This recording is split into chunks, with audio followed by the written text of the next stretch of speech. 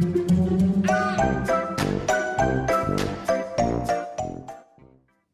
guys, Sandy here. Welcome back to the channel. Today I am playing with some awesome Brutus Monroe products. I have this, I almost called this a stencil, and it is a stencil. Holy Moses, you guys. We are going to play with this stencil right here. Also going to play with the Sprinkled with Love stamp set and some chroma mists. So let's see what I can do. All right, guys, so I'm starting off by stamping out some of the images in the Sprinkled with Love stamp set. Now I've chosen the heart, the kind of like glazy heart, and also the glazy little bit. I don't know what to call it. It's like the glazy little, it's like chocolate glaze that goes on top of an eclair, right?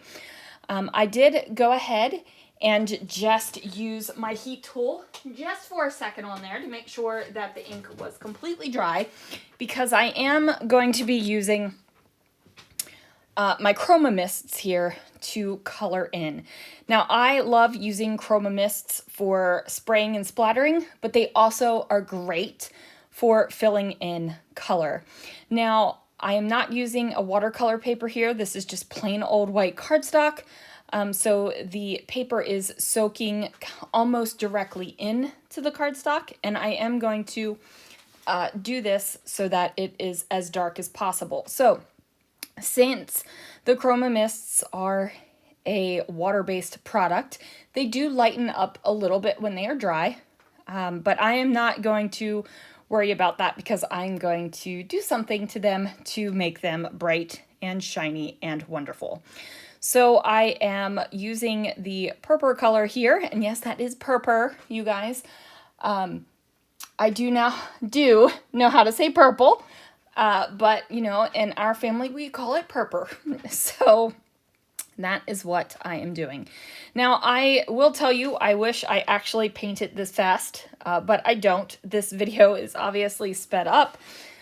But if you know anybody that paints this fast in real life, I would love to know, because I think that would be ridiculously, ridiculously wild. Now, I am also being super lazy. That is just a rag right there, and I spray my water bottle right over top of it to clean off my brush.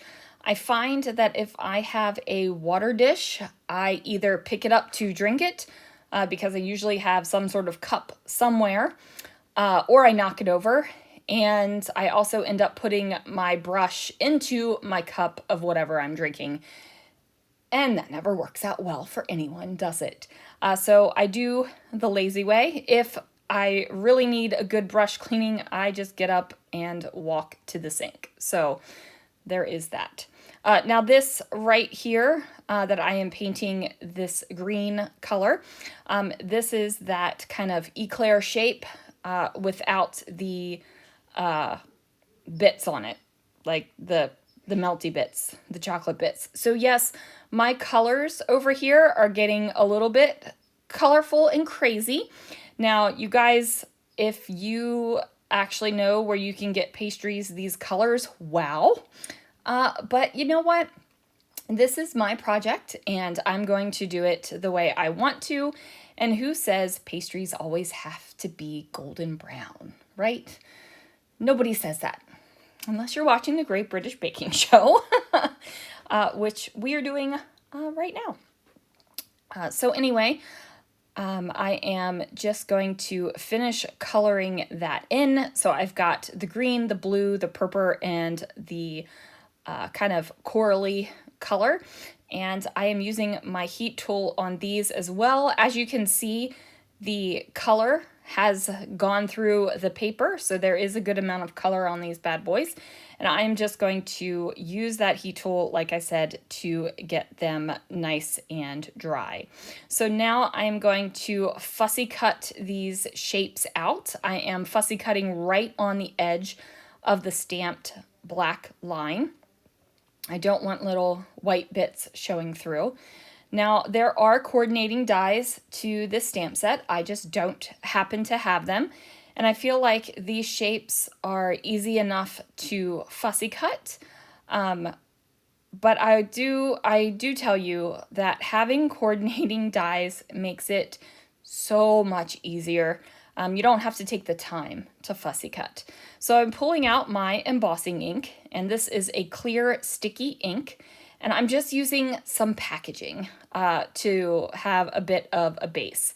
So I have that embossing ink, and I am dipping this into the triple thick embossing dip.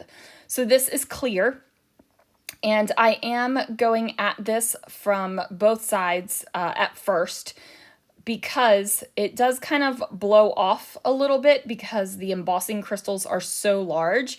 So I am going to make sure that I am kind of heating it from both sides so it gets a little bit smooth and melty, and I don't have to worry about it blowing crystals anywhere, because, you know, blown away embossing dip crystals are no fun for anyone. Oops, I was off camera there. I'm sorry you didn't get to see the magic, guys. I don't know why I'm leaning over on the right-hand side right now. So here is where I take my scissors and fussy cut over it. And the reason why I did the embossing before I did the cutting was because I wanted to be able to hold on to something, and I didn't want to have to worry about tweezers or anything like that on top of my image. So I'm going to cut these down so I have those beautiful shiny bits. Now you could also do this with clear embossing powder if you don't have the triple thick embossing dip. However, it's really handy. It's really handy to get this level of clear shiny embossing and like that little bit of a thicker bit. So I'm going to put that off to the side, and now it is time to make my card base.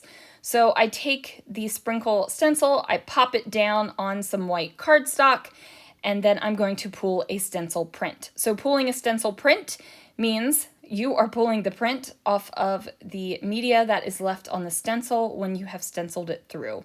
So I go ahead and do that, and again, I am using my heat tool because I am impatient and don't want to wait for this bad boy to dry up. So I'm actually going to use the stencil print part for my card instead of the way that I stenciled. Now, if you're going to do a stencil print, you definitely need to have media left over on your stencil. So that is why I used my chroma mists. I just sprayed the heck out of that stencil and popped it up. Now, since you were spraying all over the place, I do suggest using a box or putting a towel down or something, which is what I do. I have an old cardboard box that I do spraying things like this in. So I trimmed down my stencil print and placed it over top of a black card base. It's a normal size card base. And now I'm going to layer up my delicious, brightly painted pastry goodies here. So I have that super shiny, glossy heart bit and that super shiny, glossy eclair bit, and I'm going to put them together. And it was just a matter of figuring out where I wanted them to go in the position. And then there's also this little sentiment in the Sprinkled with Love stamp set that says smile. So I thought that that was going to be super appropriate. So I'm going to emboss that as well. So for this